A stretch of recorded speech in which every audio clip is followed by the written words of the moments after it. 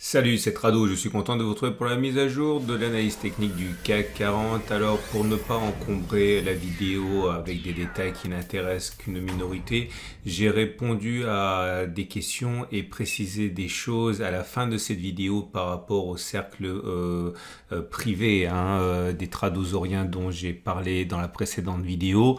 N'hésitez pas à vous y référer si vous êtes intéressé, c'est encore une fois à la fin, toute fin de cette vidéo. On revient à notre CAC 40 qui glorieusement s'empare de 1,6% pardon, de fort belle manière, puisque il y a une ouverture de gap entre les plus hauts de la séance précédente et les plus bas de la séance du jour. Autrement dit, c'est un signal de force qui justement traduit le fait que la conviction du jour est à prendre au sérieux. Nous avons un rebond technique qui se fait sur un endroit qui n'est pas anodin, puisqu'on a déjà mentionné de nombreuses fois qu'il s'agissait d'un support qui était important. On avait d'ailleurs hier ouvert un espoir avec la formation de ce harami haussier dont on a vu que ça fonctionnait quand même plus souvent que ça n'échouait, et aujourd'hui c'est confirmé par un 3 inside up. Alors le 3 inside up est caractérisé par, en fait, pour faire simple, un harami haussier. Alors il y a des déclinaisons, mais il faut savoir que, encore une fois, c'est une formulation qui désigne, pour faire simple, un harami haussier. Il y a des déclinaisons en ce sens que parfois on accepte l'idée que la troisième bougie, qui doit être haussière, arrive après simplement un inside bar, c'est-à-dire que lorsque vous avez une bougie avec une deuxième bougie dont l'amplitude est comprise dans la première bougie et la bougie de confirmation, c'est accepté, quelle que soit la couleur de la séquence.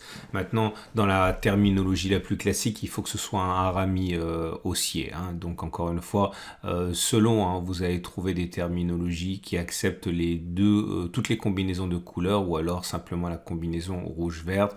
Encore une fois, c'est un peu compliqué, mais on va tester ça tout de suite et on va voir si ça nous amène un avantage par rapport à l'aléatoire. Donc je vais directement passer aux exemples parce que sinon on va perdre beaucoup de temps. Donc l'idée c'est que voilà, avec un exemple ça va aller plus vite. Donc vous avez ici votre harami haussier, donc bougie rouge, bougie verte. Attention, les mèches n'importent pas dans ce test-ci, c'est simplement les corps qui comptent pour le harami haussier. Donc on veut une bougie rouge, un corps vert dans le corps rouge, et la troisième bougie qui est en situation de hausse par rapport à la bougie 2. Et là, vous voyez, même si c'est rouge, on revient que par rapport à la bougie précédente, on a pris 0,98%. Et on va regarder si on peut gagner de l'argent en achetant à ce moment-là, avec dans un premier temps un stop de protection sous la dernière bougie, donc la bougie 3 en fait, en visant la même chose au-dessus. Et dans un deuxième test, on va regarder si on peut gagner de l'argent avec une stratégie différente qui consiste à acheter, mais avec un stop de protection en dessous du plus bas de la structure des trois bougies de 3 inside up. Donc encore une fois, un exemple, c'est plus simple. Là, j'ai un succès là, parce que vous voyez, si je mets un stop de protection en dessous de la dernière bougie à 1,11, je vois qu'on a fait 1,43, donc on a fait au moins la même distance vers le haut, donc c'est un succès. Par contre, si je mettais un stop de protection sous les plus bas de la structure, donc 1, 2, 3, ici c'est 2,60, on n'a pas fait 2,60, donc on a un pouce rouge. Là, c'est un double échec, puisque là, vous avez votre harami haussier, là, vous avez la bougie 3 qui forme un 3 inside up parce qu'on a bien clôturé plus haut par rapport à la bougie 2, et on a réussi à atteindre ni l'un ni l'autre des objectifs, puisque si on prenait le plus bas de la bougie comme le plus bas de la structure, et bien dans les deux cas, on n'a pas réussi à faire le même chemin par-dessus, enfin au-dessus, donc c'est deux bougies rouges. Et là, c'est encore bougie rouge, bougie verte, puisque vous avez ici la bougie rouge, là vous avez le harami haussier. Si vous prenez la distance parcourue entre la clôture de la bougie 3 et les plus bas, l'objectif n'a pas été rallié puisqu'on aurait été sorti par le stop de protection à moins 52. Par contre, si vous prenez le plus bas de la structure des trois bougies, 3,21, là par contre c'est un succès puisqu'on a fait 7-8%. Donc c'est pour ça qu'il y a bougie rouge, bougie verte. Voilà, c'est un peu compliqué mais c'est parti. Là je fais défiler. Là je monte quand même parce que ça fonctionne dans les deux cas. Donc, si on mettait le stop de protection sous le plus bas de la bougie 3, on a atteint notre objectif, hein, puisqu'il ne fallait pas faire 0,49 vers le bas, on a fait 2,01 avant de descendre. Mais si on prenait le stop de protection sous le plus bas de la structure, à moins 1,62, c'était gagné aussi, puisqu'on a fait plus de 0,1 avec un stop de protection à 1,62. Donc, c'est pour ça qu'il y a deux bougies vertes. Ok, donc, je fais défiler devant vous. Et on va faire un petit bilan. Ne faites pas attention à la flèche qui est en dessous. Hein. Ce qui nous intéresse, ce sont les pouces. Donc je fais défiler. Je suis arrivé à peu près à 30 occurrences. Pour être précis, 33 occurrences. Donc je fais défiler. Vous voyez, ça fonctionne quand même plus souvent que ça n'échoue. Je fais défiler encore. Donc voilà. Et c'est terminé. Et on arrive au bilan suivant. Sur 33 occurrences, eh bien, ça a échoué, ça a réussi 16 fois et ça a échoué 17 fois si je mets mon stop de protection sous la dernière bougie, la bougie 3. Et ça a fonctionné, donc on arrive à 48% de succès et 52% d'échec. Par contre, si je mets le stop de protection en dessous du plus bas de la structure, là c'est vraiment intéressant parce que ça a fonctionné 21 fois. Et ça n'a échoué que 12 fois, autrement dit, on passe à 64% de succès pour 36% d'échec. Autrement dit, vous voyez bien que selon le stop de protection et l'objectif, on arrive à des succès très très différents. Et en l'occurrence ici, ça veut dire quoi? C'est-à-dire que si on suit ce backtest, on a plus de chances, enfin à peu près on a une chance sur deux de faire 0,64, ok. Mais par contre, si on met le stop de protection en dessous à moins 3,67, on arrive à un taux de réussite de 21% si on vise plus 3,67. Alors attention, ça n'a aucune valeur scientifique, hein, puisqu'encore une fois, je ne propose ici que 32 occurrences, c'est très largement insuffisant. Mais en tout cas, voilà une stratégie qui pourrait vous intéresser et qui, en tout état de cause, milite pour une continuation de la hausse suite à ce 3 inside up. Alors, ce qui nous amène pour enchaîner aux éléments de Aiki Nashi. Alors, l'Aiki Nashi, pour le coup, c'est mieux, puisque vous avez le retour de la bougie verte, avec une bougie verte sans mèche basse, donc c'est une bougie qui est haussière. Si on regarde les 3 line break, ce qui est intéressant, c'est que pour l'instant, on n'a pas réussi à invalider hein, le scénario baissier d'un deuxième bloc rouge, hein, puisqu'encore une fois, plus souvent, on inscrit un deuxième bloc rouge par rapport à un premier bloc rouge plutôt qu'un bloc vert après un premier bloc rouge. Donc pour l'instant, ça ne suffit pas, peut mieux faire. Mais en tout cas, l'Aiki Nashi dit que c'est sans doute pas terminé la hausse. On a également, puisque j'en parle, tous les éléments techniques à prendre en considération. La moyenne mobile à 7 jours est descendante, on est en dessous, donc la tendance générale est neutre. La moyenne mobile à 20 jours, elle est descendante, mais on est au-dessus, donc la tendance générale est déjà neutre. La moyenne mobile à 50 jours, elle est toujours descendante, mais on est en dessous, donc la tendance de fond est baissière. Et la moyenne mobile à 200 jours est descendante, donc la tendance de long terme est baissière.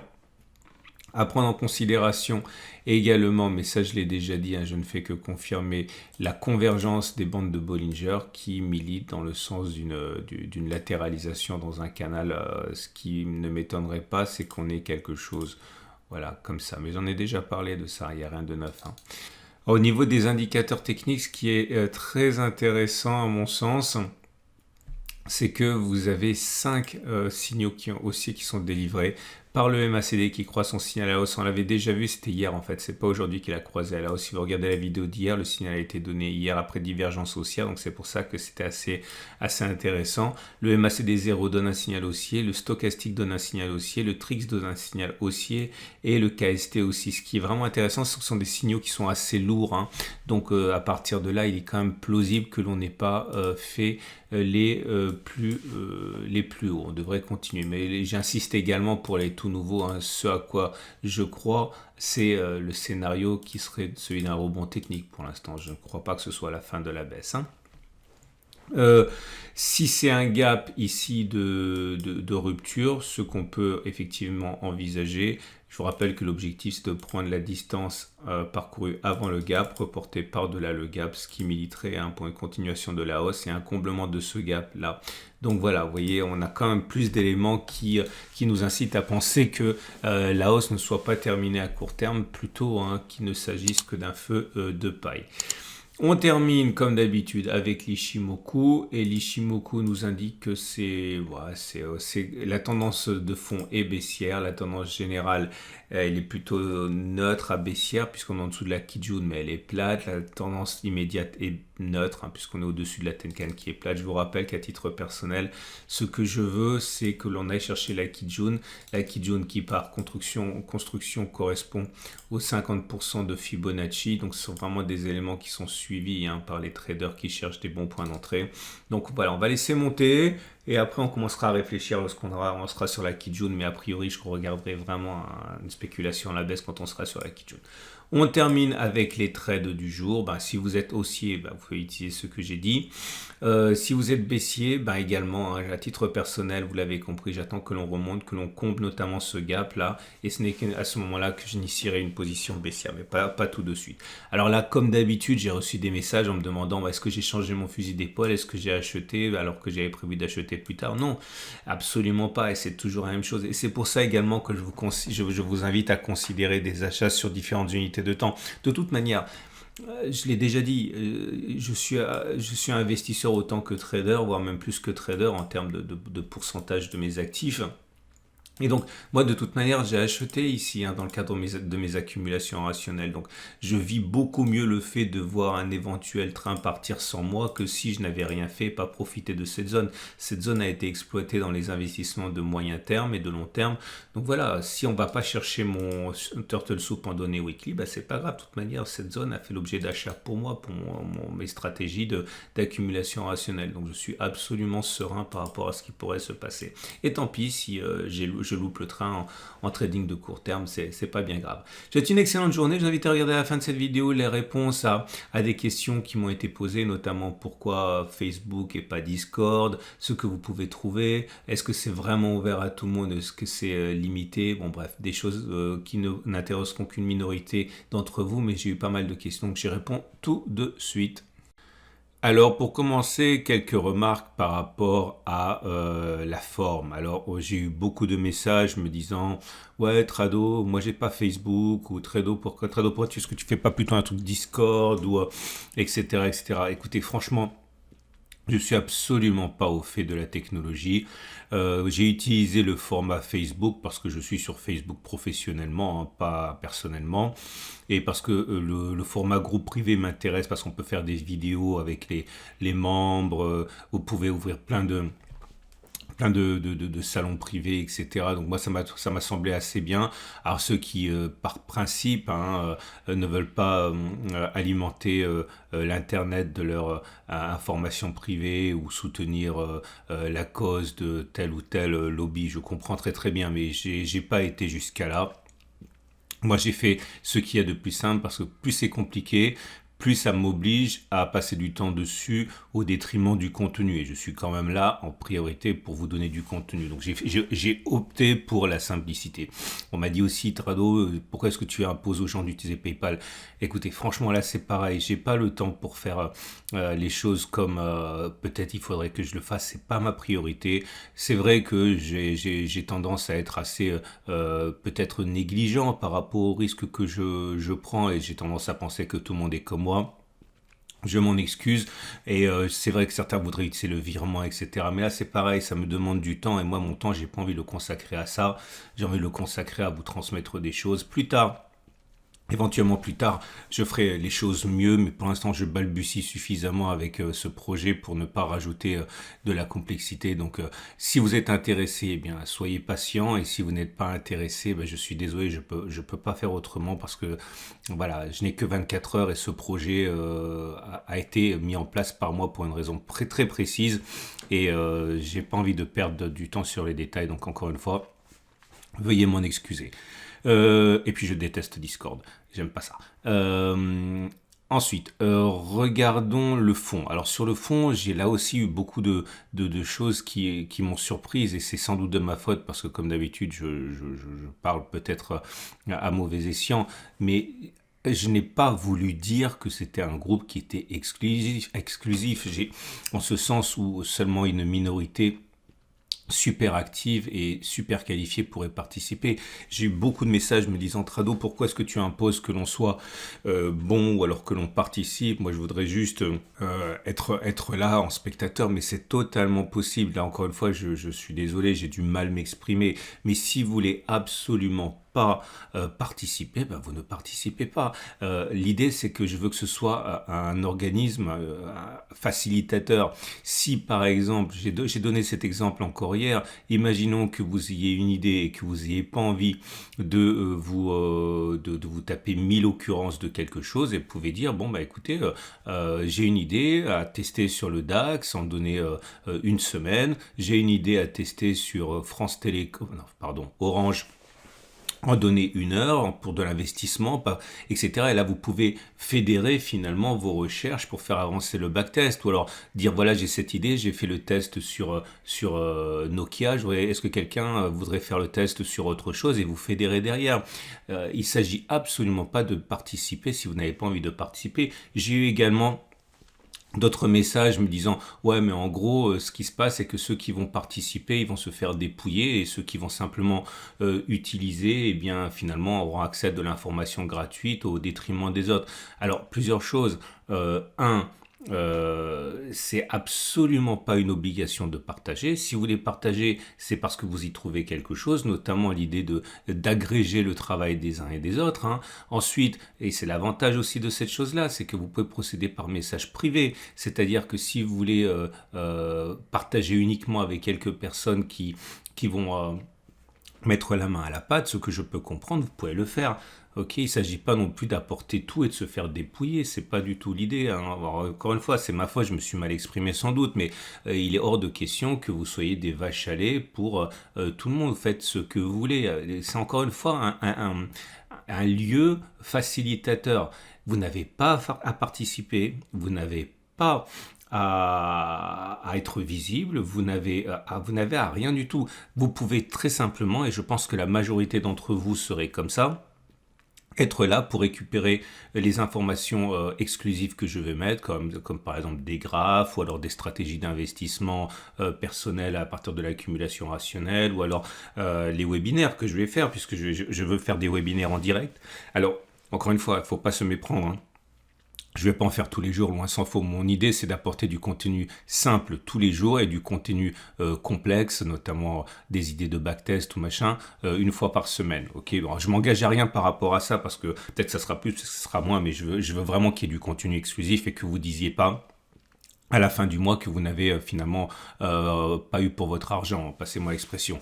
Mais voilà, vous pouvez très bien être le membre invisible qui va simplement, vous en avez tout à fait le droit puisque vous payez, eh bien prendre ce qu'il y a à prendre et ne pas contribuer. Maintenant, si vous voulez contribuer en échange de la contribution des autres et mettre la main à la pâte ensemble, eh bien je pense que je peux vous apporter une solution avec ce lieu.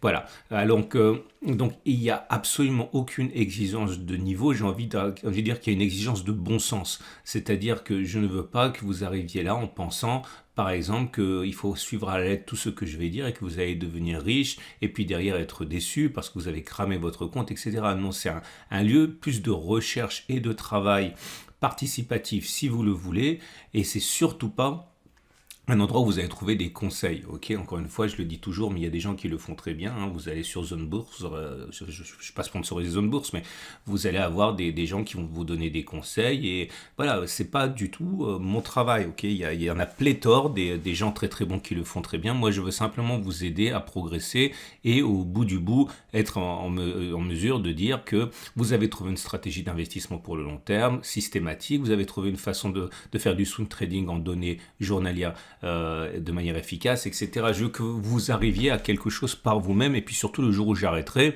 eh bien que vous soyez capable de trouver et de vous adapter tout seul. Voilà, c'est ça l'objectif. Donc, n'hésitez pas encore une fois à venir, même si vous n'avez pas encore une fois, envie de participer ou d'être visible.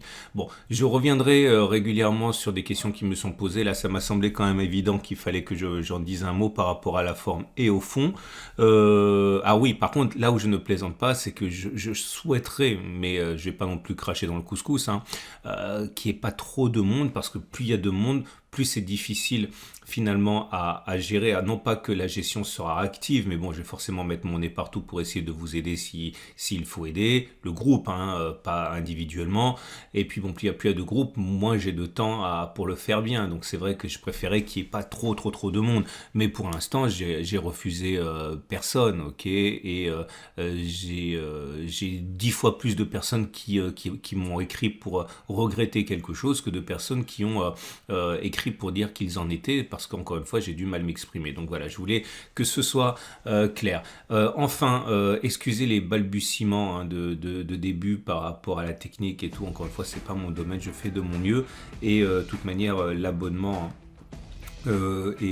commence pas maintenant. Donc même si vous êtes abonné maintenant, le mois ne court pas à partir d'aujourd'hui, il commence à partir de ce week-end-là, à partir du moment où justement j'aurais fait face à toutes ces difficultés techniques. Voilà, je vous souhaite une excellente journée. Et n'oubliez pas, encore une fois, si vous êtes intéressé, vous avez le lien, envoyez-moi un mail à Tradosaur et je vous en dirai davantage, hein. Allez, à demain pour la mise à jour.